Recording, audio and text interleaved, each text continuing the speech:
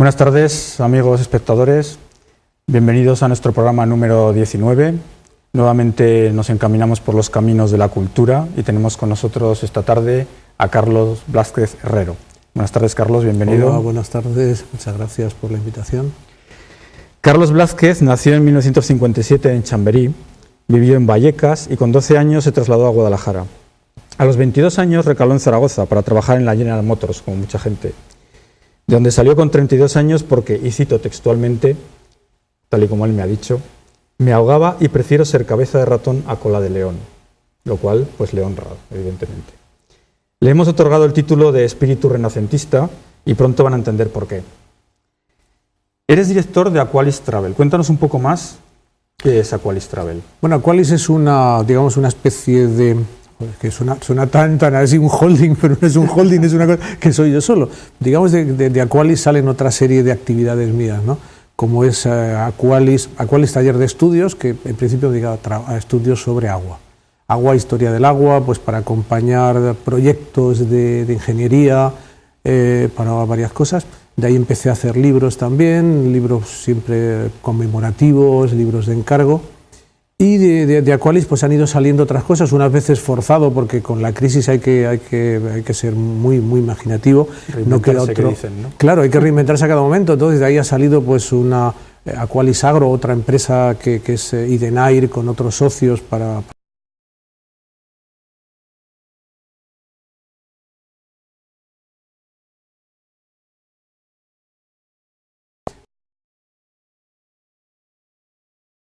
pues bueno, en primer lugar de vivir de lo que me gusta. A mí no hay cosa que más me guste que viajar, pero viajes de otra forma. Me gusta viajar pausadamente, me gusta llegar a un sitio, recorrérmelo paso a paso, quedarme en una ciudad, en un pueblo y estar 2 o 3 días. Me enseñé la ermita, la fuente, el molino y así como me gusta viajar. Y de esa forma pues he recorrido prácticamente toda España y todo Portugal. Hay muy pocas carreteras. Yo creo que en España es casi imposible hacer un círculo de 100 kilómetros por el que yo no haya pasado. Es muy difícil. Entonces, bueno, pues aprovechando mi experiencia viajera, decidimos, mi esposa y yo, montar una agencia de viajes para enseñar a la gente esas cosas de España que no conoce el turista, ese turista que no sale de la playa, el turista de sol y sangría, decirle... Porque entre 57 millones de extranjeros que nos visitan, tiene que haber vida inteligente. Hay mercado para eso. Tiene que haber vida inteligente. Para un turismo cultural. Claro, entre 57 millones tiene que haber, qué menos que haya 1000 grupos, 1000 familias, 1000 parejas que decidan que España tiene que ser algo más, que el sol lo tenemos en cualquier sitio, en la playa, en el interior, y hay gustos para todo. Entonces lo que estamos haciendo son unos viajes absolutamente personalizados, guiados, y bueno, y la verdad es que por lo menos divertido suena para nosotros, es lo curioso, ¿no? Un trabajo que realmente es un trabajo, prepararle bien una ruta, decirle dónde vas a comer, dónde vas a dormir, a mí me divierte muchísimo. Entonces, bueno... Has comenzado, perdona, lanzándolo hacia el mercado alemán. Sí, solamente para germanoparlantes, porque digamos que hay un riesgo, y es que lo que queremos que sea un trabajo divertido y que sea un trabajo con futuro, hay una cosa casi peor que el no tener clientes, que es que te apabullen. Entonces, morir de éxito, que lo dicen. Claro, entonces vamos a empezar con los alemanes, que los conocemos bien, pues tenemos amigos, pues cuestión de mi mujer ha vivido muchos años en Alemania, es medio alemana, y vamos a empezar con ellos, a ver qué tal. Vamos a demostrarles que España es mucho más que sol y playa y toros, que por cierto no quiero toros, es una agencia con una ética muy clara en este aspecto. Ni toros ni fiestas con animales no me gustan. El cliente que haga lo que quiera, yo no le voy a facilitar en absoluto. Eso no es patrimonio cultural. Para mí no, en absoluto. Y bueno, además creo que vamos a ser, si no la primera de las primeras empresas y agencias de viaje especialmente adheridas a lo que se dice la economía del bien común, que creo que tampoco es que sea ningún experto, pero vamos, se trata únicamente la economía del bien común de algo muy sencillo, ¿no? Para empezar, que nadie en la empresa puede ganar más de 20 veces el salario mínimo. Me parece indigno que alguien, a partir de 20 veces el salario mínimo, no es ganar dinero. O sea, digamos que eso no te lo puedes gastar. Y ganar más de lo que te puedes gastar me parece que es infame. Y lo siento, a lo mejor hay que le moleste y tal, pero creo que no. O sea, nadie debería ganar más de lo que se puede gastar. El atesorar, ¿para qué? Cuando hay tanta miseria, ¿no? Hay que repartir juego a todo el mundo. Y entonces, bueno, pues eso es una de las cosas que me gustó, me atrajo, y luego sobre todo el respeto al cliente y al proveedor.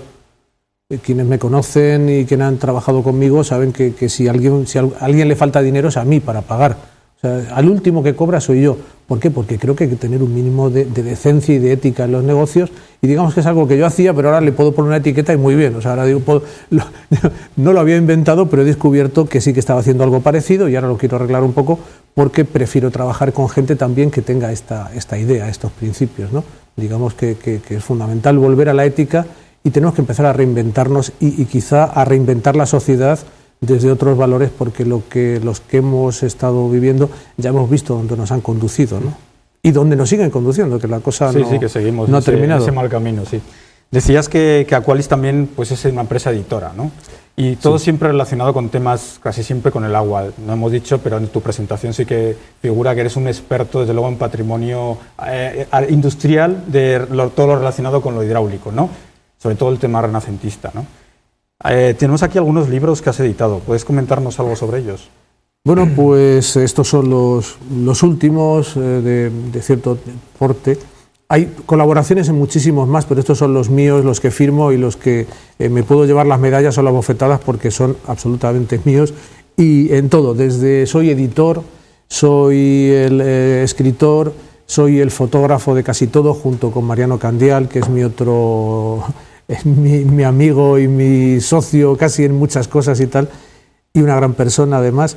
Y bueno, pues digamos que los libros, bueno, por supuesto, y Fernando Laseras, el diseñador de estos, junto con Alfonso Martínez en otros casos, son libros que mimo, son libros que son, no como mis hijos, queda un poco feo, pero sí que es algo que desde el primer momento quiero que sean atractivos, porque, como decía Severino Pallaruelo, la gracia de un libro, el que un libro sea bueno o malo depende de muchos factores, pero sobre todo para mí hay uno básico y fundamental, que es que yo me dejo este libro en un banco y alguien lo ve, lo empieza a ojear y hasta que no termine de ojearlo no pare. Primero, que sea un libro que sea difícil de parar de ojear. En segundo lugar, que solamente viendo las imágenes alguien se haga la idea perfectamente de lo que hay dentro. Porque también he aprendido que estos libros, lo que no sea literatura pura y dura, la gente mira las imágenes, pero es muy difícil que un libro de carácter técnico, pseudotécnico, más o menos, la gente lo lea. Entonces yo me conformo con que miren las fotografías y cuando ve el pie de foto, ve la foto, digo, ¿qué es esto? ¿De qué me está hablando? Y entre, porque cogerlo de principio a fin, pues habrá que le interesen los puentes, la fuente, la historia del agua, por ejemplo, en este hablamos de 2 milenios de agua, hablamos de la historia del agua en Zaragoza, desde los romanos, que por mucho que se haya dicho, yo espero que tengamos ahora en este año, que es el bimilenario de Augusto, espero que alguien se atreva a picar donde yo digo que está la fuente romana de Zaragoza, venía desde Marlofa. En Marlofa había una fuente, la fuente de Calasanz, que esa fuente ya viene, yo creo, estoy convencido, que es la fuente del famoso pleito del bronce de Botorrita, porque es curioso, porque hace el límite de Zaragoza, el término de Zaragoza, va bordeando cuando llega al de Alagón, y hay un momento en el que el término de Zaragoza sale, hace un entrante para coger esa fuente y continúa. Esa era la fuente de Calasanz, que era la fuente de donde cogía el agua Zaragoza, y lo sé por qué. Pues porque hay un escrito de un jesuita del siglo XVII que habla perfectamente, describe la captación de agua, describe por dónde iba, describe el tamaño, describe un arca. Esta captación de agua venía desde Marlofa, La Joyosa, pasaba por una fuente que muchos espectadores quizá conozcan detrás de la gasolinera de BP en La Joyosa. Hay una fuente grande, esa posiblemente tenga que ver, pero no estoy muy seguro, pero las demás, las que hay arriba junto a la acequia, sí que son de esa captación romana. Incluso hay unos huertos ahí que se ve perfectamente cómo sale agua de una parte de hormigón y sale un agua limpia, que es todavía de esos manantiales que iban captando, venía siguiendo más o menos la altura de la acequia de la Almozara y entraba en Zaragoza más o menos a lo que es la Puerta del Carmen. A partir de ahí empezaba la distribución, pero tampoco sabemos mucho, porque realmente la arqueología, como solo anda buscando las piececitas, lo bonito, el arte y demás, cuando ve una tubería muchas veces hasta se la cargan. De ahí que, por ejemplo, haya un museo de desgraciadamente fallecido Rómulo Gavarró, al que me unía cierta amistad, tenía un museo del agua impresionante, yo creo que es el mejor del mundo, que tenía un montón de piezas de agua, tenía grifos, tuberías, etcétera, etcétera, y sin eso no se entiende absolutamente nada de cómo era la vida de los romanos. Y sin embargo, en los museos en el mundo puede que tengan guardado, porque a nadie se le ocurre tener una tubería o una ventosa para sacar el aire de un sifón etcétera. No sabemos nada, no sabemos muchas cosas. Quizá pronto se sepa cómo iba el agua a Bilbilis, es una cosa que no puedo contar, pero realmente va a ser un bombazo. Igual que si alguien abre esa parte por ahí, encontramos la tubería, que estoy convencido que está, ¿no? Entonces, bueno, pues eso, voy colocando, voy dando pinceladas, ¿no? Desde esa historia, ese abastecimiento romano, cómo luego posiblemente en época visigótica, agua natural se destruye, y cómo Zaragoza no vuelve a beber agua de manantial o un agua limpia, bueno, el manantial no, un agua limpia, un agua clara, hasta hace nada, hasta hace poco más de 30 años. Salía el agua del grifo conforme venía por el canal, los decantadores nunca eran suficientes cuando... Y entonces, bueno, pues esa historia que parece que el agua abrimos el grifo y siempre ha estado ahí, no, esa lucha por el agua, es lo que me gusta, a mí lo que me gusta de la historia es la gente trabajadora, a mí la historia de la que nos cuentan de los reyes, los duques, los obispos, me importa un bledo. O sea, esta gente han vivido del pueblo y para el pueblo. ¿Qué nos quedan? Nos quedan sus palacios. Pero fíjate qué bien vivían, unos palacios que se han hecho ¿cómo? Con el sudor de la gente, explotando a la gente. Sin embargo, no nos cuentan cómo vivían los trabajadores. ¿Cómo vivía un trabajador en la época de que se han hecho los palacios de Zaragoza? ¿Cómo vivían los agricultores? No lo sabemos, nadie se ha preocupado de ellos. Ahora, ¿cómo? Sabemos qué nos queda del siglo XIX. La historia. Nos queda Amados, la desamortización, todo lo que queramos. Pero, ¿cómo vivían los trabajadores? ¿Qué sabemos de los trabajadores? Muy poco.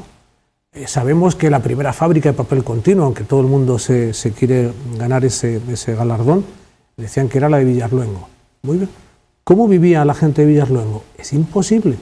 Es imposible. Solamente hay una cosa, hay una novela de un padre Coloma que se llama Pequeñeces y tal, que cuentan cómo vivían los trabajadores en la fábrica de papel. No sabemos nada. ¿Qué ha pasado ahora lamentablemente con Aberli? Pues la misma historia. Aberli lo dejamos para el final. Desaparece delante de nuestras narices y gracias a que Eugenio Monesma hizo un documental que nos queda, esa sabiduría se nos pierde. ¿Por qué? Porque tendemos al objeto, tendemos a conservar el objeto y si es artístico mejor. Sí. Locomotoras, tenemos cientos, miles hay en toda España, locomotoras de vapor, muy bonitas, de gasoil, de las primeras, también. Pero ¿de qué sirve eso si no tenemos ni un solo maquinista que las pueda poner en marcha? Hemos perdido la memoria del trabajo. Y de ahí viene, por ejemplo, claro, el gran mérito de Eugenio Monesma. Se ha ocupado de eso. Pero ¿qué ha pasado? Que desgraciadamente Eugenio ha tirado por un camino magnífico, pero no ha tenido continuidad en alguien que se dedicara a buscar a ese maquinista, a ese trabajador de unas hilaturas, a ese calderero, ya no hablamos a nivel industrial, no hablamos de la artesanía de Eugenio, se nos ha perdido, se nos ha ido todo eso.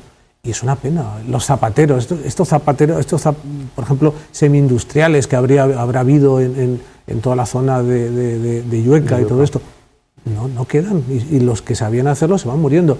Es decir, yo creo que tengo una ideología que no trato de ocultar en absoluto, y mi ideología es que a mí lo que me interesa es la gente. ¿Y cómo? ¿Por qué? Pues porque, bueno, cuando me encargaron por ejemplo, el 50 aniversario del canal de Bardenas, que organice todos los actos, ¿no? Libro, conferencias y demás, pues hice este libro con mucho cariño. ¿Por qué? Pues porque sé lo dura que fue la vida. Cuando te cuentan la vida de los colonos, cuando te cuentan que llegaban allí, además, claro, en aquella época se les daba tierra especialmente a las familias numerosas, numerosísimas, gente que lo pasó realmente mal, que fue toda una epopeya. Todo el mundo hablaba de la desgracia de los montañeses, de la gente a que echaron de sus pueblos, que inundaron. Muy bien, pero eso fue una parte de la historia. Hay otra parte que es la gente que creó riqueza, la gente que salió adelante con unas tierras, que no tendría que haber habido quizá esa dureza con la gente que se fue de la montaña. Pues posiblemente, pero es que tampoco sabemos qué duro fue. Porque es que todo el mundo habla de sus abuelos. Oh, mi abuelo que se fue llorando. No, es que tu abuelo a lo mejor se fue encantado. No sé, es que hablamos de la gente que se iba escupiendo mirando al pueblo, es decir, ahí te quedas, que te pudran. Los que somos hijos de migrantes o de inmigrantes sabemos lo que es. Mi padre no se pudo quedar en el pueblo porque era imposible vivir allí. Y la gente nos hemos ido de nuestro pueblo cuando no podemos vivir. Por eso me vine de Guadalajara aquí, porque tenía mejor vida y como todo el mundo lo hacemos. El pretender, ¿qué pretendían? Además, es otra cosa que a mí también me molesta mucho, ¿no?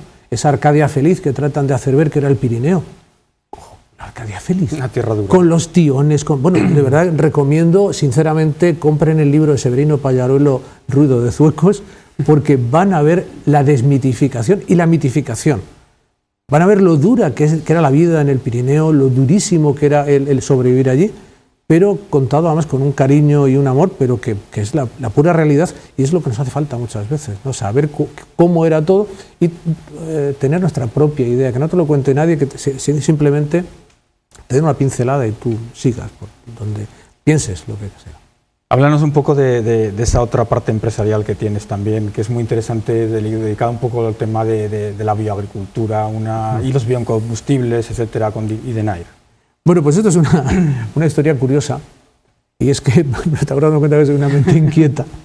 Y bueno, aunque sea nadie o pocos lo recuerdan, el autor de todo el proyecto de la Ciudad del Agua de Egea de los Caballeros, un megaproyecto de aquellos faraónicos de los años del 2000 y poco, bueno, pues yo diseñé una ciudad espectacular, toda una zona inmensa, estamos hablando, no sé cuánto podía ser, 100 hectáreas, 200 hectáreas, para crear una zona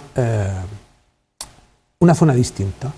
¿Cómo? Pues creando un paisaje natural, pero ordenando el paisaje. ¿Por qué? Pues porque un campo de amapolas a todo el mundo nos encanta. ¿Y por qué no hacer una hectárea de amapolas? Y poder ir a hacer fotos y que te diga, oye, mira, venir aquí a hacer fotos con las amapolas. Y unos caminitos para que te hagan las fotos con tal. Oye, otra hectárea de lavanda, como en la Provenza, que es algo espectacular. Pues oye, vete, una hectárea de lavanda te da para hacer unas fotos maravillosas con tu familia. Una rosaleda de otra hectárea, otra planta, otro campo de colza amarilla preciosa cuando está florecido. Todo eso teniendo espacio daba de sí. Entonces, bueno, esa fue la primera idea de... Es que otra de las pasiones de Carlos es también los jardines. Sí, me encantan. El paisajismo a mi manera, no tengo ni idea de paisajismo, evidentemente, lo mío es un paisajismo a lo bestia, es decir, yo lo coloco... Pero fuiste también el creador del primer parque para andar descalzo, ¿no? Sí, eso fue un poco la culminación de todo aquello de Egea, aquello que iba a ser... Había muchísimas cosas, había un laberinto vegetal enorme, que de ahí viene el tema del miscanthus, que ahora lo contaré, bueno, lo voy a contar, lo voy a contar ahora. A ver, una de las cosas que había previstas para Egea era un laberinto pues de 5 o 6 hectáreas, o sea, un laberinto para tener aquello, sí, con cámaras y tal de vigilancia, para poder ir a buscar a la gente con botones de emergencia, para que quien quiera pasar el día, hacerlo además divertido, ¿no? Pues por la noche con gente, hacer visitas de noche con gente disfrazada de fantasmas, asustando, dándole marcha a aquello día y noche, haciendo algo divertido, ¿no? Para niños, para mayores. Pero claro, había un problema, ¿con qué producto? Con maíz está muy bien, el maíz es muy divertido y demás, pero hay un problema, el maíz corta muchísimo, el maíz es peligroso. Entonces, bueno, pues estuve mirando el bambú, pero el bambú tiene un problema, hay que cortarla cada 3 años, o sea, la caña no puedes cortarla ni con 1 ni con 2, tiene que ser con 3. Claro, ir buscando las cañas de 3 años, cortándole, llevaba una mano de obra tremenda y eso resultaba que no era... ¿Qué hacías con el bambú? Además, tampoco tenía salida. Y a través de una empresa de Zaragoza que hacen papel de cualquier producto vegetal, es curiosísimo, hacen papel desde el pelo de coco hasta los sarmientos de la vid, de cualquier cosa, por supuesto de paja y todo esto, fui a hablar con ellos, oye, pues vosotros qué hacéis, qué podemos poner aquí que se pueda luego utilizar. Y me dijo, mira, hay una planta, el miscanthus, que se puede hacer papel con ella, que estuvimos haciendo pruebas para la montañanesa y que eso te puede ir muy bien para el laberinto. Bueno, ¿y qué hacemos luego con el miscanthus? Oye, pues mira, si conseguimos que la gente se anime y demás y ponen 500 hectáreas, nosotros hacemos una fábrica de pulpa de papel y tenemos la certeza de que nos compran. Pero tiene que haber un compromiso de 500 hectáreas. Pero el agricultor es muy conservador. Por más que le jures, que le digas que hay un contrato, no, porque claro, no se fían. Y aquello no salió. Pero el miscanthus, que es como una especie de caña. Sí, el miscanthus es una mezcla entre... A ver, el aspecto es entre carrizo, bambú o caña, la caña normal, Arundodonax, que vemos en las acequias. Y lo que pasa es que es muy finito, tiene como 1 centímetro como mucho, y lo que tiene es que cada año se corta y vuelve a salir. Se corta ahora por esta época. Puede alcanzar unos 4 metros. 4 metros aproximadamente, muy bonito, tiene un penacho arriba como el del carrizo. Pero la ventaja es que nosotros utilizamos una variedad híbrida estéril para que no se pueda reproducir más, que solo se multiplica. Además, con eso vivimos nosotros, vendiendo el rizoma, no la semilla. ¿No es peligroso el rizoma? ¿No se puede extender igual que pasa con las cañas de las acequias? Es que es un rizoma que solo profundiza 20 centímetros, 30. Entonces, en cuanto con que le pongas un plástico o algo, ya no lo pasa. Es muy sencillo de contener. Aparte, en cuanto le dejes sin agua, de ahí no crece, evidentemente. Porque sí que es una planta, necesita pues como agua como el maíz, más o menos. Así, en cuanto sales de la zona regada, el miscanthus. ¿Pero que era originaria de China? De China y Japón. Bueno, curiosamente, si ven las viviendas japonesas, el tejado, ese tejado grueso que tienen, no es de paja de arroz, sino de miscanthus, es el miscanthus, porque además es una planta que no se pudre, puede aguantar tranquilamente. En Japón, que está lloviendo continuamente, puede aguantar hasta 7, lo cambian cada 5, 7, incluso 10 años. Esa es la ventaja que tiene, y con eso se podía hacer pulpa de papel, como hemos dicho, pero también se puede quemar para biomasa directamente, depende o a nivel doméstico, a nivel general en una central grande. Y ahora, bueno, pues ahora han encontrado una utilidad espectacular para el miscanthus, sorprendente, que es de cama para ganado, para gallinas, para conejos, para caballos. Por ejemplo, una cuadra que en lugar de ponerle viruta, que es lo que suelen poner los caballos, o serrín, le ponen miscanthus machacado, hecho paja, triturado, no huele a cuadra. O sea, el miscanthus lo que tiene es que tiene una propiedad de bactericidas y fungicidas. No genera hongos, no genera bacterias, entonces es tremendamente sano y absorbe el olor y además deshidrata. Es decir, la caca de los caballos se queda deshidratada, se limpia y la cuadra puede estar meses casi sin olor. Y bueno, ahora es una actividad que estamos desarrollando. Espero que dentro de un año podamos enseñar varias miles de hectáreas ya plantadas. ¿Aquí en Aragón hay alguien que haya...? No, tenemos nosotros nada más, tenemos aquí las pruebas, tenemos unos campos para hacerle las canalladas que nadie se puede imaginar al miscanthus para ver cómo... ¿En qué zona los tenéis? Tenemos un campo pequeñito en Morata, tenemos otro en el Aula Dei, en el CITA de aquí, tuvimos otro en Egea de los Caballeros y luego tenemos alguno en la Sierra de Gredos, en la provincia de Ávila, y luego hemos ido pues vendiendo y demás, pues hay en Segovia, hay en Andalucía, hay en La Rioja, en Navarra, en el País Vasco hay un trocito también. Entonces, bueno, eso... De lo que se haga luego, lo que el agricultor haga con el producto, vosotros ya os entendéis. No, nosotros vendemos el rizoma y garantizamos el arraigo y nada más. Nosotros a partir de ahí ya no lo hacemos. Pero vamos, es un tema que me...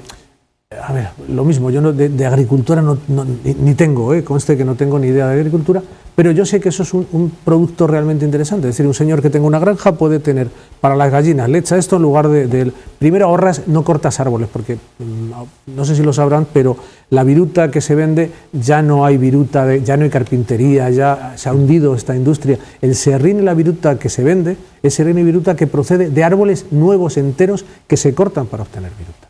Entonces, eso a mí es un crimen. Entonces, por eso el miscanthus tiene esa ventaja, ¿no?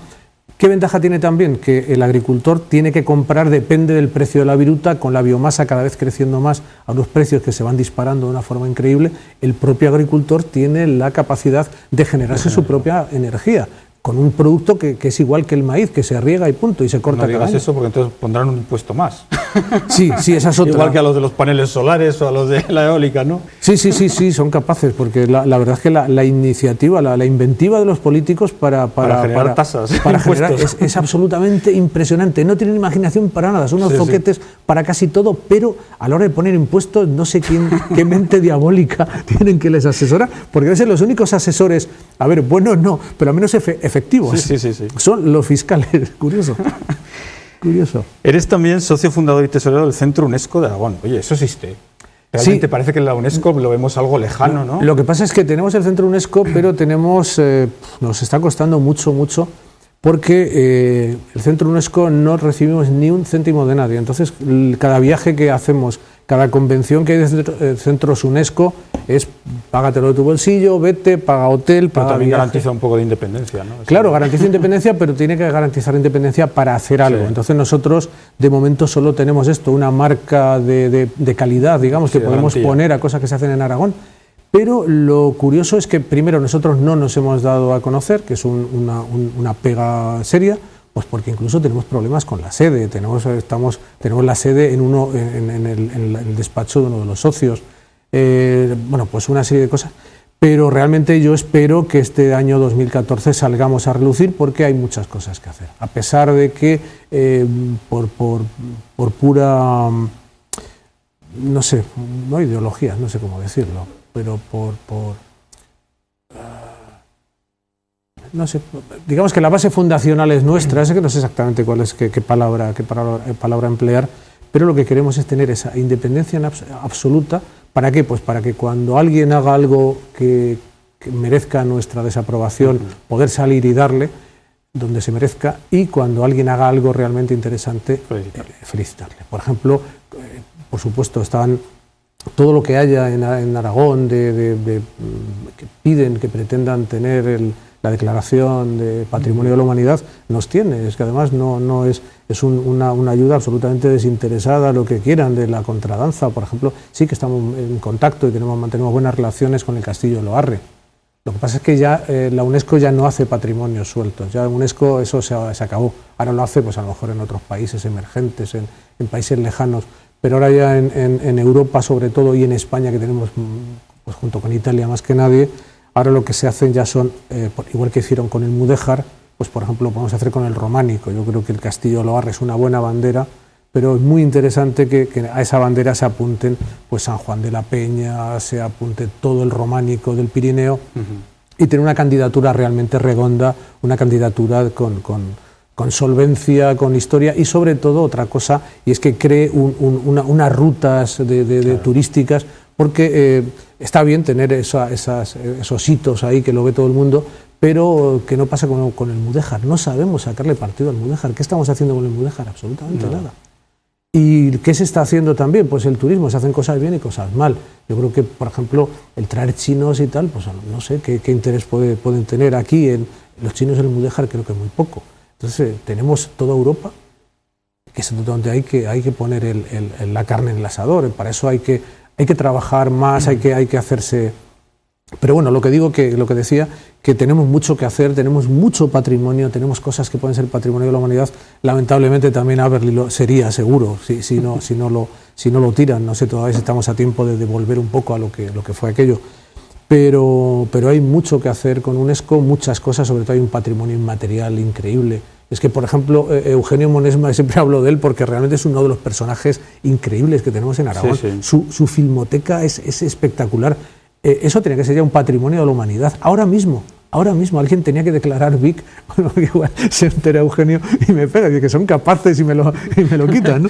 Pero eso es un acervo espectacular. Yo creo que son las cosas que a veces nos ponemos las metas en monumentos enormes, en no sé qué, y tenemos delante de nuestras narices lo que si no hoy será mañana patrimonio. Y a veces hay que mirar más, hay que pisar el suelo más cerca. Sí, es una riqueza cotidiana que perdemos. Efectivamente, además, efectivamente. Y de hecho, pues eso es lo que decimos, ¿no? Que cada vez que muere un anciano se quema una biblioteca, ¿no? Y hay veces que hay.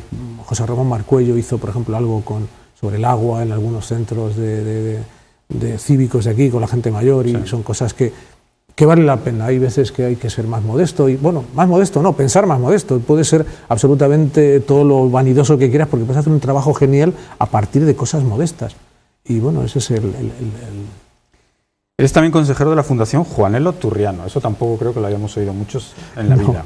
Es una fundación, tiene un nombre un tanto así raro, estrambótico, si se quiere. Que tú ahora nos vas a explicar, evidentemente. Pero Juanelo Turriano es un personaje, bueno, pues para que lo sepan los espectadores, Juanelo Turriano fue el relojero de Carlos I. Era un tipo impresionante, con una inteligencia espectacular, que era autodidacta. Él tuvo algún maestro, pero lo que tenía una cabeza para la mecánica impresionante. Entonces hizo unos relojes astronómicos que pueden ver si van al Palacio Real de Madrid. Hay una colección de relojes impresionante, y varios de ellos son de Juanelo Turriano. Pero Juanelo Turriano, además de relojes, hizo otras cosas, trabajó algo en obras hidráulicas, pero muy especialmente hizo una de las máquinas más impresionantes que se han visto en España. Y en Europa, pues no hay muchas más. Quizá la subida del agua a Versalles, aquella máquina impresionante que hicieron en Francia para elevar el agua a Versalles, mucho más tarde se le puede aparecer. Pero lo que hizo Juanelo fue, a partir de unas norias en el Tajo, subir el agua con un movimiento de cucharas que se cruzaban, lo subía hasta el Alcázar. Un trabajo absolutamente increíble que además Toledo. pronto... Estamos hablando de Toledo. Sí, Toledo. Y además una primicia es que pronto van a poder verlo porque una empresa de Zaragoza ha hecho una renderización de todo aquello, se ha modelizado todo el conjunto y se ve perfectamente cómo trabajaba, cómo la noria, cómo pasaba el movimiento, cómo las cucharas pasaban el agua y todo con una calidad de videojuego, vamos, que es que no parece que es una película realmente. Ese fue Juan el Oturriano, un personaje importante de nuestra historia. Y bueno, y la historia de la fundación pues es más interesante todavía, porque viene de un personaje que se llama José Antonio García Diego, al que debo mucho, aunque nunca tuve ocasión de decírselo, ¿no? Porque las cosas van sucediendo de una forma que alguien echa a andar algo y no sabes cómo termina, ¿no? Y entonces en este caso, pues bueno, José Antonio García Diego era el propietario de una ingeniería, se llamaba Onuba, y esta ingeniería tiene la particularidad de que fue la primera ingeniería nuclear de España. Onuba fue la ingeniería de todas las nucleares que se han hecho en España. Eso, aparte que ya venía de una familia también bastante acaudalada, y este hombre pues ganó muchísimo dinero con aquello más el que tenía. Entonces José Antonio García Diego, ya en su bastante mayor, se le ocurrió hacer una fundación que es, bueno, primero para toda su colección de aparatos, de cosas de su biblioteca, poderla tener ahí, y luego además, pues como él no tenía hijos ni estaba casado, pues un poco pues para dejar un legado a su familia, que pudieran vivir también con esa fundación, llevando la presidencia y demás, pero digamos que hacer algo por lo que a él le apasionaba, que era la historia de la ingeniería y de la ciencia y de la técnica. Creó aquella fundación, y aquella fundación fue la que encargó a Severino Pallaruelo un trabajo para buscar al autor de un manuscrito renacentista anónimo que se llama Los 21 libros de los ingenios y las máquinas, que un profesor, Juan Antonio Frago de Zaragoza, había dicho que era aragonés, ese autor. Y le dijo a Severino, búscamelo porque este autor es alto aragonés. Pero yo por entonces estaba aprendiendo simplemente, estaba haciendo trabajos sobre molinos, que es lo que me gustaba, y encontré que en documentación zaragozana también aparecían esos aragonesismos, no eran solo del Alto Aragón, sino también de aquí. Y en una ocasión, pues yo entonces lo que me dedicaba era a los molinos, pura y exclusivamente. Pero José Antonio García Diego fue el que impulsó a través de la fundación la creación de la Asociación para la Conservación y Estudio de los Molinos, a lo que yo me dedicaba, y en un momento determinado me dijo, oye, tú estás en Zaragoza y tal, ¿y por qué no trabajas con Severino Pallaruelo buscando? ¿Le conoces? No, no le conozco. Te va a dar el teléfono, te pones en contacto con él. Y bueno, pues yo me puse en contacto con Severino, me apasionó, me dejó aquella historia de los molinos que me contaba, me pareció magnífica, y del Renacimiento que me contó Severino, aquella vida que no era tan distinta a la idea que tenía el Renacimiento, de esa época oscura, nada, en absoluto, el Renacimiento era una época alegre. Sí. Y bueno, pues empecé a trabajar sobre el tema. Pero curiosamente yo no sabía nada de García Diego, me parecía que era un pobre jubilado de los ingenieros y tal, y que me había encargado ese trabajo y me daba pena decirle que le iba a cobrar a él. Entonces hablé con otro conocido, Ignacio González Tascón, que es otro de los pioneros, quizás el pionero de la historia de las obras hidráulicas en España, también falleció justo el año antes de la Expo. Y dijo, oye, tengo una cosa que me gustaría hacer y tal, pero claro, mira, no, pues no te preocupes, prepara un proyecto, y CEOPU, que es el Centro de Estudios Históricos de Obras Públicas y Urbanismo, se presenta el proyecto y nosotros lo financiamos. Pues lo presento. Y curiosamente, contrariamente a lo que pasa aquí en Madrid, la ventaja que tiene es que no te piden el pedigrí, sino el currículum. Entonces yo llegué a Madrid y llego allí al Centro de Estudios Históricos de Obras Públicas y Urbanismo, y presento un proyecto, y pues esto y tal. Y mejor, pues es interesante. Y lo financiaron. Lo financiaron a Severino y a mí. Pero como Severino cobraba también, él ya había cobrado de José Antonio García Diego, lo que hicimos fue incorporar el trabajo de Severino al mío, y lo demás, bueno, pues él estuvo hasta... E hicimos un libro que no he traído, que se llama Maestros del Agua. Maestros del Agua es el tratado de ingeniería renacentista más importante, creo, que se ha publicado en España. Son 2 tomos con la biografía de más de un centenar de ingenieros renacentistas, que hicieron cosas de todo tipo, desde una simple pila para fregar o para lavar, hasta obras absolutamente impresionantes como el puente del Gállego, que se llevó el agua justo cuando estaban poniendo los pretiles, ¿no? Estaba casi acabado, como los puentes del Cinca. Y de gente anónima los hemos resucitado, ¿no? Para mí eso es una alegría. Alguien, un simple piedrapiquero del siglo XVI, el haberle resucitado y ponerle aquí en un libro y decir, mira, este fue fulanito de tal, Miguel de Hermosa, que hizo el puente de aquí, pero además hizo el puente Arce de Santander sobre el río Pas. Todo eso fue interesante. Bueno, el caso es que me voy despistando. Bueno, pues la Fundación Juan Elio Turriano fue mi primer contacto. Y bueno, siempre tenía relación con García Diego, pues porque ayudaba a la creación de los congresos de la Asociación de los Molinos, de ACEM, y siempre iba para allá, y la gente de la Fundación, el personal de la Fundación, pues actuaban de secretarios y demás, era una ayuda absolutamente imprescindible y básica, ¿no? Y bueno, pues García Diego falleció. Y de pronto un día, bueno, también en aquella época fue cuando tuve ocasión de conocer a una de las personas también que me han marcado. Es decir, a mí en este mundo del agua me han marcado 3 personas, que son García Diego por un lado, por otro lado Ignacio González Tascón, que fue mi maestro sin duda, y por otro un personaje absolutamente increíble que también toda la gente que he conocido se ha muerto, ¿no? En este aspecto. La verdad es que es una pena, que le conocerán quizá de oídas todos, que fue José Antonio Fernández Ordóñez. José Antonio Fernández Ordóñez fue presidente del patronato del Museo del Prado, tenía una ingeniería de puentes, ha hecho puentes espectaculares en España y Portugal, sobre el Duero. Ha dejado un legado de puente y sobre todo un humanista. Las conferencias de Fernández Ordóñez eran francamente espectaculares. Porque era alguien que sabe, cuando alguien sabe, cuando da una conferencia y tal, se nota cuando sabe, cuando lo ha leído, cuando no tiene que leer nada, cuando puede coger las diapositivas, desordenarlas y lo va contando igual y te puede tener 2 horas embobado escuchándole, ¿no? Y Fernández Ordóñez también fue otro gran maestro, otra persona de esas que te anima a seguir, ¿no?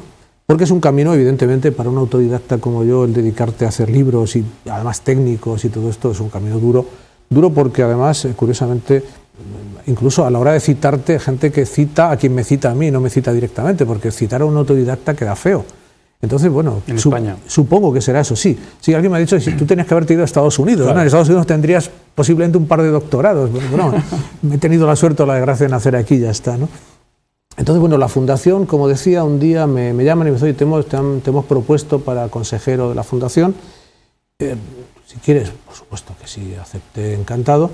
Y bueno, porque te permite, digamos, acceder a una serie de...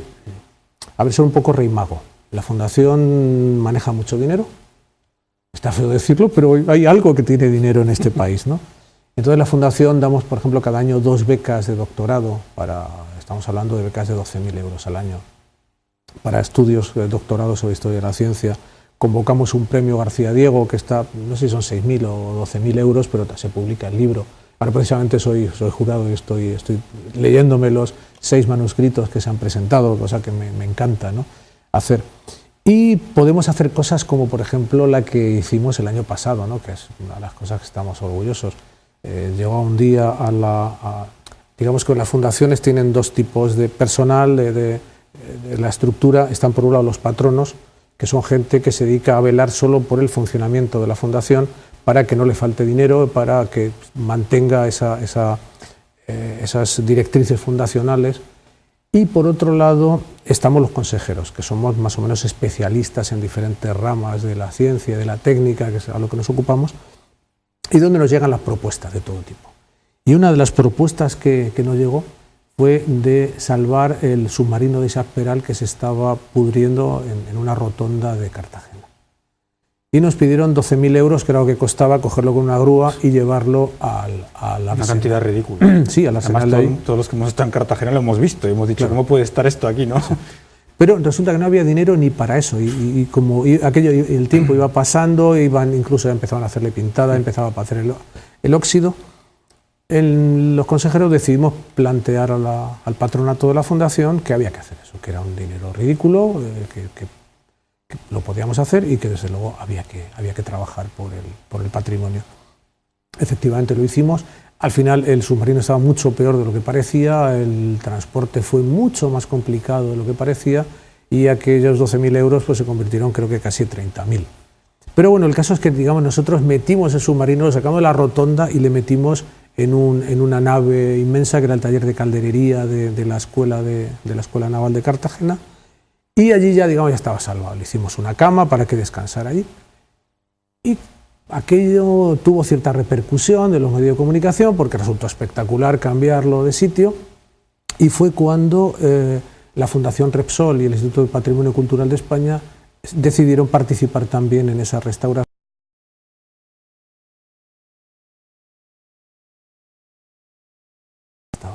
Y de ahí vino que el premio García Diego, la última edición de los premios García Diego, se lo dimos también a un trabajo que había hecho sobre la historia de Isaac Peral y del submarino.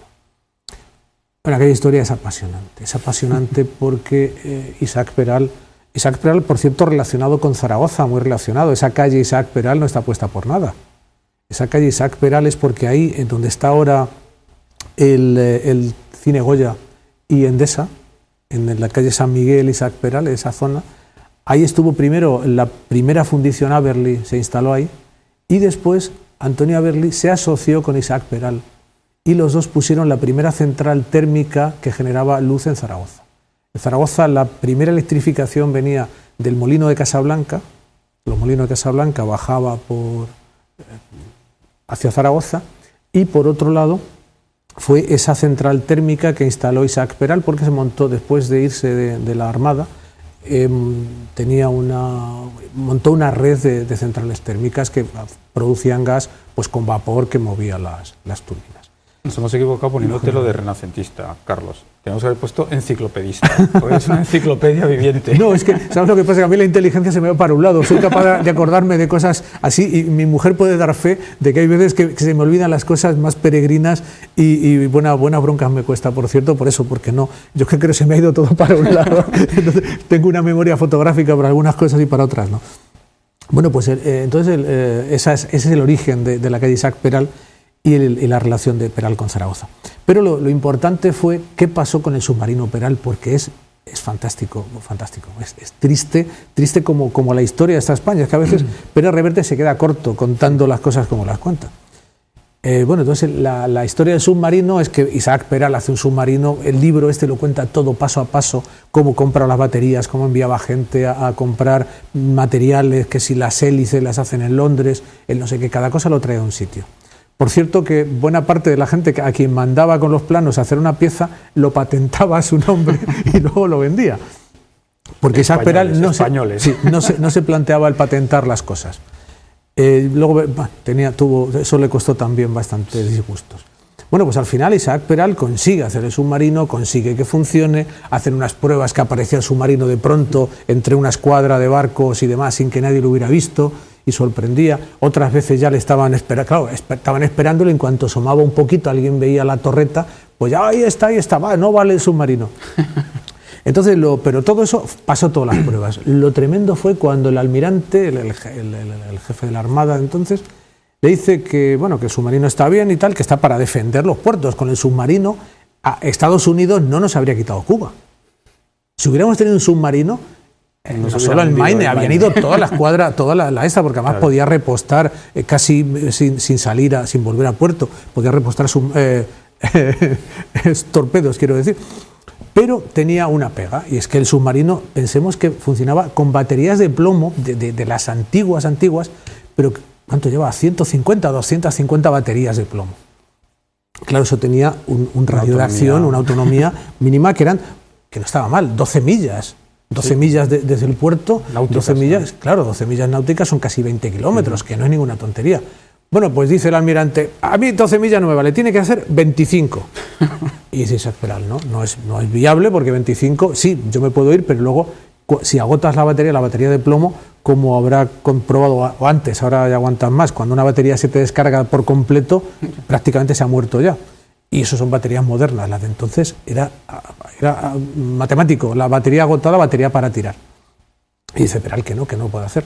Y dice, entonces decreta el almirante que el submarino es una porquería y que hay que desguazarlo porque no vale. Hay un personaje también por ahí, un ruso traficante de armas, que era el que vendía los torpedos a la Armada Española y tal, y que al ruso no le interesaba. Entonces no sabemos si aquel almirante, como desgraciadamente también la historia nos enseña, si hay un traficante de armas. Un sobre también ahí, ¿no? Efectivamente, eso queda para que alguien lo... Pero vamos, se deja entrever por ahí. No recuerdo cómo se llamaba aquel ruso, tenía un nombre bastante... Pero vamos, da lo mismo. Entonces Isaac Peral se va de la Armada, pero le cuesta 2 años hasta que pide la salida de la Armada, y durante 2 años tiene que aguantar todo lo que había dicho, todas las maldades que había dicho todo el estamento militar, porque si contestaba le podían meter en la cárcel, ¿no? Entonces hasta los 2 años es cuando puede contestar a toda aquella sarta de mentiras y de calumnias que habían dicho sobre su barco, ¿no?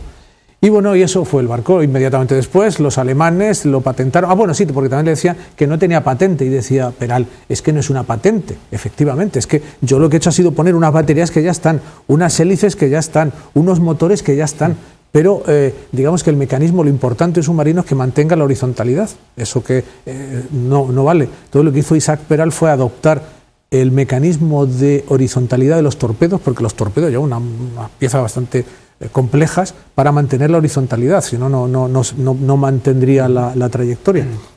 Eso lo adapta, eso es todo. Es decir, todo el submarino es un compendio de técnicas mecánicas especialmente para obtener el resultado de un submarino que funcionaba. Pero bueno, esa es la historia. Vamos a pasar a otro tema, porque se nos va agotando el tiempo y es que es increíble. Contigo podríamos estar, necesitaríamos 3 o 4 lobos esteparios. Sí, es que además me voy por los cerros de Úbeda inmediatamente. Y tenemos que hablar de Aberli. Bueno. Podríamos hablar de los cuántas fotografías tienes tú, porque tienes miles de fotografías, tienes más de 1000 volúmenes de libros sobre el agua en casa, tienes tarjetas postales antiguas, sobre todo temas hidráulicos. Sí, además, tengo todo, Romulo Gavarro, el que hablé, el que tenía, y lo tiene, sus herederos, ¿no? Su viuda, el Museo del Agua, junto con unas piezas increíbles, por ejemplo, si alguien recuerda la exposición Acuaria que hubo en Zaragoza antes de la Expo, que casi comisarié, aquella exposición tenía unos grifos espectaculares, grifos romanos que demostraban que estaba marcado el torno, los romanos utilizaban el torno con una precisión de centésimas de milímetro. Estaba perfectamente las marcas de la cuchilla del torno, pero en lugar de ser cónicos los grifos, que siempre ellos solo se van adaptando, pero a veces se quedan bloqueados, este grifo era cilíndrico. Una precisión para que el vástago de un grifo sea cilíndrico es espectacular. Y bueno, pues junto con esas piezas increíbles que tiene Gavarro, tenía también una colección, una biblioteca impresionante, realmente única, porque además este hombre coleccionaba, así podía ser primeras ediciones. La primera edición de Ramelli, la primera edición del Remetallica. Que son las importantes, claro. Entonces era una biblioteca, y dentro de esa biblioteca una colección de unas 10.000 postales antiguas, todas dedicadas al agua. Bueno, algún día vendré para hablar de esa colección, además, porque hay mucho que contar y no cuento más. Pasamos a Aberli, pero antes decimos que además ha sido, editor ya lo hemos dicho, guionista de la serie, una serie que está en Aragón alta definición, pues vamos, todavía seguimos viendo. Sí.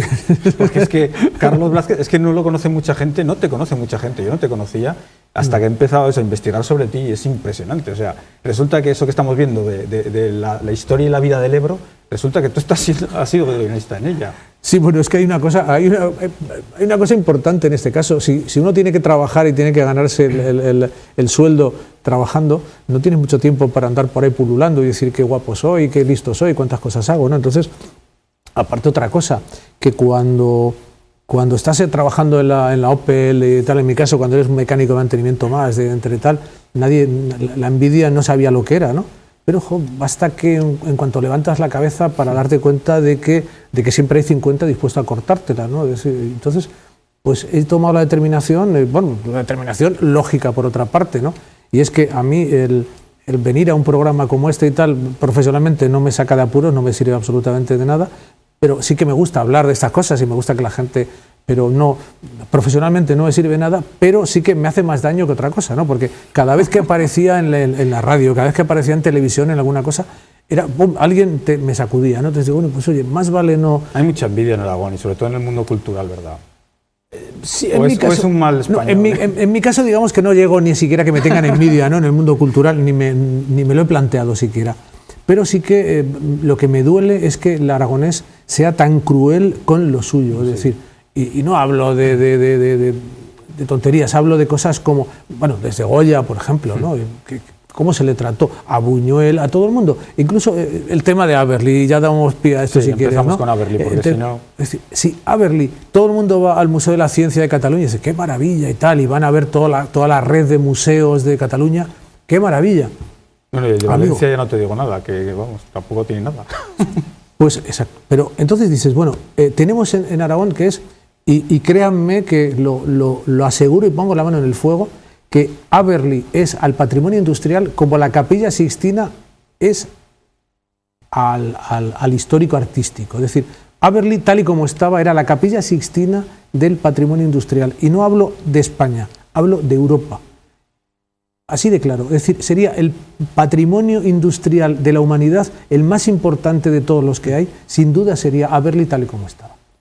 ¿Qué sucede? Pues que hablamos de especulación, hablamos de muchas cosas, pero hablamos sobre todo de la desidia, de la vaguería. Porque yo creo que nuestros políticos pueden ser algunos corruptos, otros pueden ser más o menos ineptos.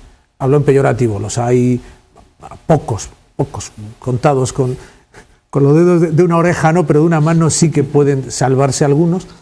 Pero lo que son fundamentalmente es vagos. Solo están para sentarse en la mesa, para recibir a la gente y decir, fíjate qué guapo soy, qué despacho tengo. Pero a la hora de trabajar no quieren saber nada. Y cuando hay duda entre algo que uno de los personajes, digamos, de una empresa, un personaje conocido, quiere, aunque vaya en contra de los ciudadanos, quien gana siempre es el personaje. Sus amigos no son los ciudadanos. ¿Quiénes son los amigos de los políticos? ¿Cuántas veces hemos visto a un político tomando un vino? ¿Dónde vamos? Creo, ¿cuántos puedo contar? ¿Cuatro? Y yo vivo en el centro de Zaragoza y me muevo por toda la zona pues por el Tubo, por la zona de la plaza de Santa Marta, por la zona de la calle San Miguel y por ahí. Son las zonas que yo no me he cruzado con ningún político. No salen. ¿Con quién se reúnen? ¿Qué tratan? ¿Con gente normal? ¿O solo con sus compañeros? ¿O solo con esa gente que les invita a cazar, que les invita a su yate? Son cosas que nunca entenderé, ¿no? Entonces, en este caso, ante la duda de un patrimonio industrial de primer orden y la presión de una empresa que dice yo quiero tirar eso porque sí, porque lo he comprado y es mío, la maté porque era mía, pues ya está, pues que lo haga, que lo tire. Y lo triste ha sido que hasta ahora no, la soledad, el que te pongan buena cara y luego no te hagan ni puñetero caso, o sea, el que vayas a hablar, que da igual que sea Izquierda Unida, que da igual que sea el PSOE, la Chunta, buenas palabras, algunos sí que la Chunta ha tomado determinación, alguna ha solicitado sí, la Chunta ha hecho que por cierto, la prensa ha callado, ha silenciado, no ha salido publicado, no han dado la oportunidad, igual que cuando esto no lo publican en la parte digital, lo publican solo en papel. Y bueno, de la prensa mejor no hablar porque hay cosas que claman al cielo y algún día se sabrá además el mamoneo de cómo algún periodista ahí le tienen como espía porque va a los sitios para sacar información y pasárselo a una de las partes. Pero tú escribirás un libro sobre todo esto, ¿verdad? Lo juro que sí, que tardaré más, tardaré menos. Además tú eres privilegiado porque tú tienes fotografías, has visitado el interior de Aberli porque tienes relación con la familia. Claro, es que en mi relación con la familia yo conocí a doña María Bea, que es la madre de la actual propietaria.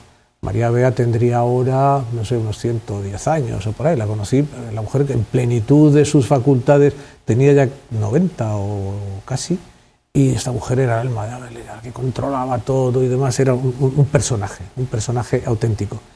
Y ya conocí a Aberli, estamos hablando de los finales de los 80. Y desde entonces, bueno, pues he ido viendo un poco también la decadencia, sobre todo también que se produce desgraciadamente por la muerte de Guillermo. Guillermo Jauque era el alma de Aberli, era un ingeniero, era un tipo muy peculiar, pero una gran persona y demás. Estamos diciendo, Carlos, que la importancia de Aberli es no solamente por la estructura, sino porque dentro había moldes de madera de los que se empleaban para la fundición, los planos, figuras, que además pues adornan plazas que conocemos. O sea, Claro, es que Aberli empezaron haciendo sobre todo material de panadería, ¿no? Tuvo mucho que ver con la industria, evidentemente, pero también con la alimentación. Hacían todas las amasadoras para panadería, pero los molinos, es decir, la empresa que más piedras de molino ha vendido en España ha sido Aberli. Era el mayor distribuidor de piedras de molino de España. Y bueno, pues digamos que no voy a decir los zaragozanos, los aragoneses en general, hemos nacido en hospitales cuyas vendas se desinfectaban con autoclaves que se hacían en Aberli.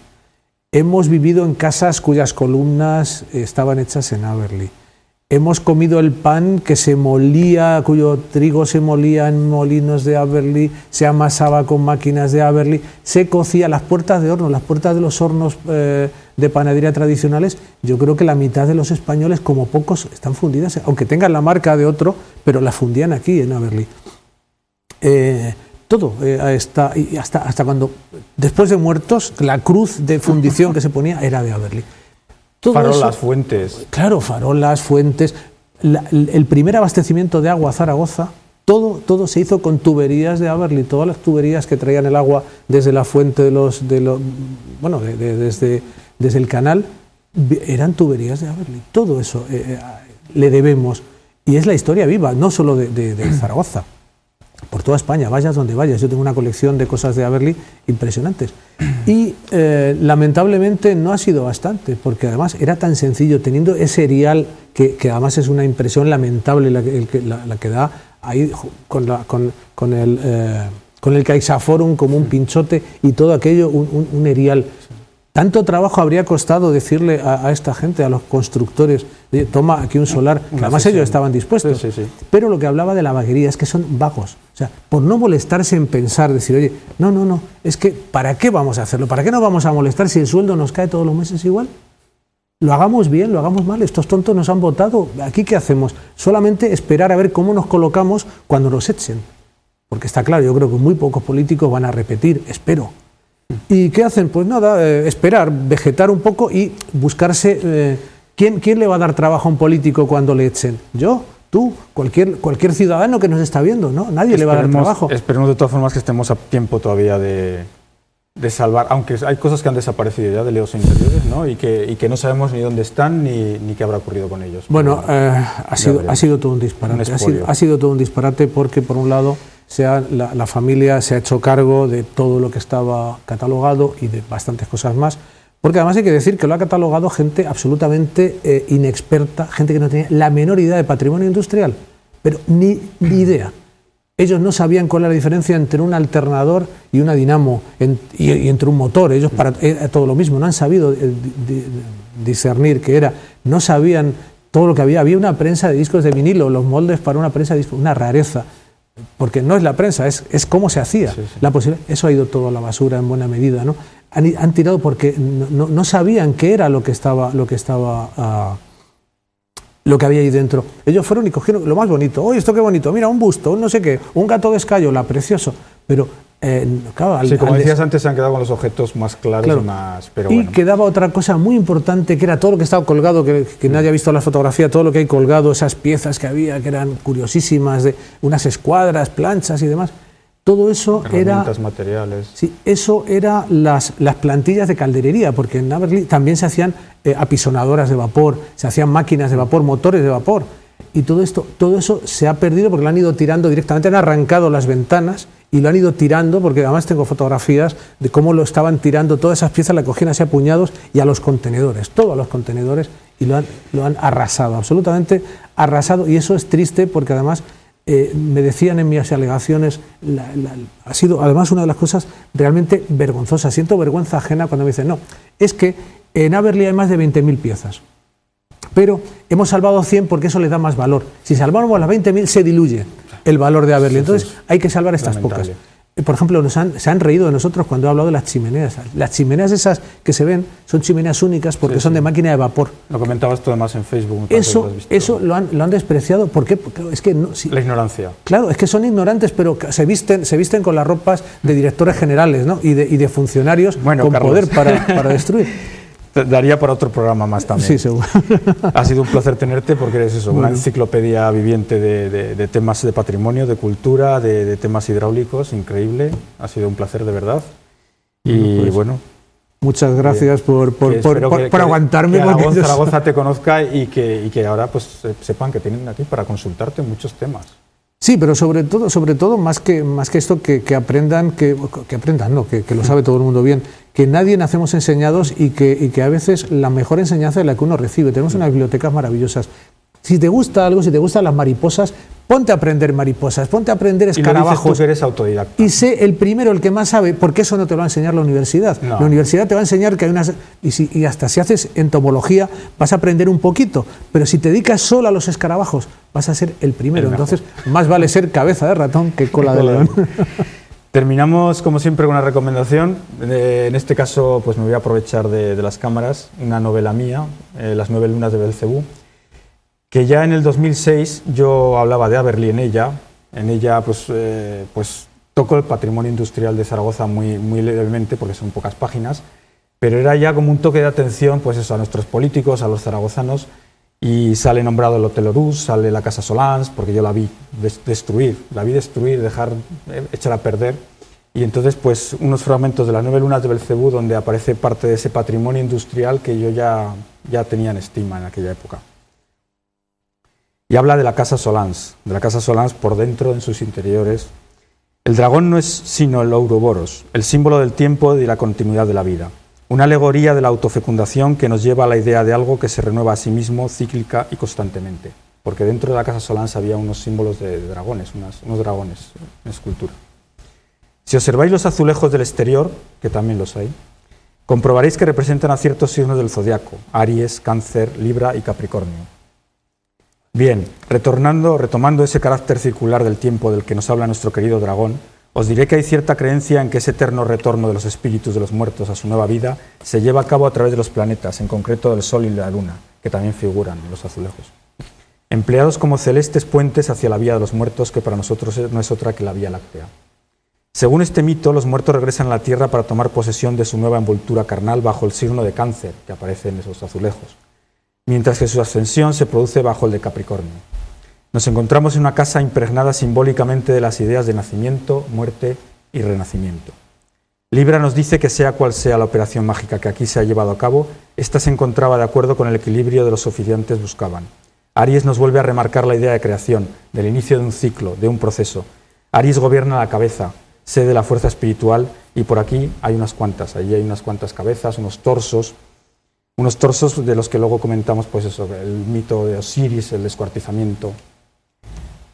Queridos amigos, simplemente es eso, recordarles que tenemos un rico patrimonio industrial en Zaragoza y que estamos echándolo a perder en muchos casos. Gracias y hasta el próximo programa.